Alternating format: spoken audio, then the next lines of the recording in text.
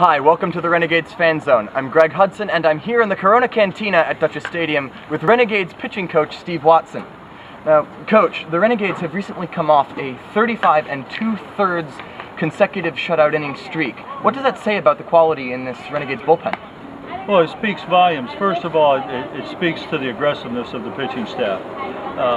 Going through that period, we didn't walk hitters. We were ahead of the count, putting hitters deep in pitchers' counts throughout all of those innings, and we ran into a little bit of a pickle there. 2 out of the 3 games against Aberdeen, where we didn't walk guys, but we were pitching too deep, letting hitters see too many pitches. But during that streak it just speaks volumes about the quality and the makeup of the staff we've got here right now. Now, what would you regard are the keys to success for your pitching staff? Would that be going out and getting ahead early in the game, trying to put some runs on the board and getting the starters really into a rhythm? Or would you say controlling the game with the bullpen later on in the game would be more of a key to winning formula? Well, it's really a combination of all of that. Obviously, if we score early, it allows us to do some more things as starters where we're not trying to create outs that aren't there for us. So we're able to relax a little bit more. We can keep the ball on the plate, make their hitters put the ball in play, and not have to worry about always pitching zeros every inning to keep us in the ball game. So when we score early, absolutely, it takes some stress off of our starting rotation, and then as we get deeper in the game, it gives us options of who we're going to use coming out of the bullpen to match up with their hitters. So it's kind of a team effort, and I know that sounds kind of cliche, but it really is. When our hitters are producing early in the ball game, it allows our bullpen to have a little more luxury deeper in the game. Now, when you're talking about taking pressure off your pitching staff, that's always a great way to keep the score low, or especially for your opponents. But in high-pressure situations, runners in scoring position, less than 2 outs, there have been a lot of situations where Renegades pitchers have let some leadoff runners on, gotten them into scoring position, and worked out of the jam. What does that say about the tenacity inside these players in the bullpen? Well, it speaks to that, and one of the things that I talk about is to be successful at the professional level, you have to have a little bit of ego. And part of that as a pitcher, when you have an ego, you are saying, I am not going to allow a runner to score while I'm on the mound. And you take pride in that.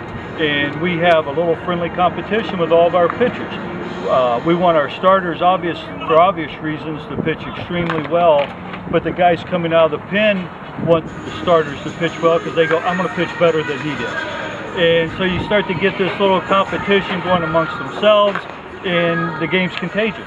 And that's where we are. And last night we were able to get back into that kind of mentality going into Staten Island. We threw up zeros for 8 2/3. We had a big lead, and the guy just hit a solo home run on a 2-out get me over fastball. Let's get the game over and start the fireworks, and that happens. But I think that we've started to get back into that after those 2 games that we had against Aberdeen, the last 2 games of that series. Now, you just made up a wonderful point here about pitchers having egos, encouraging competition.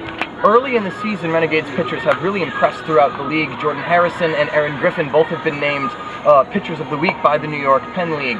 Have there been any other pitchers in your mind who have really stood out in their performances early in the season? Well, they all have at some point. Whether from my aspect, I look at it from pitch to pitch.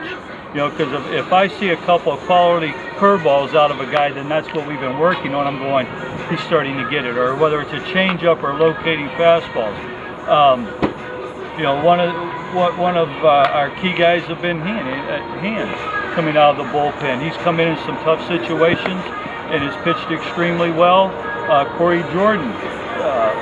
First time he's really had any kind of pitching instruction and has been a sponge, and has made some quality pitches in key counts against some key hitters. So they've all done well at times.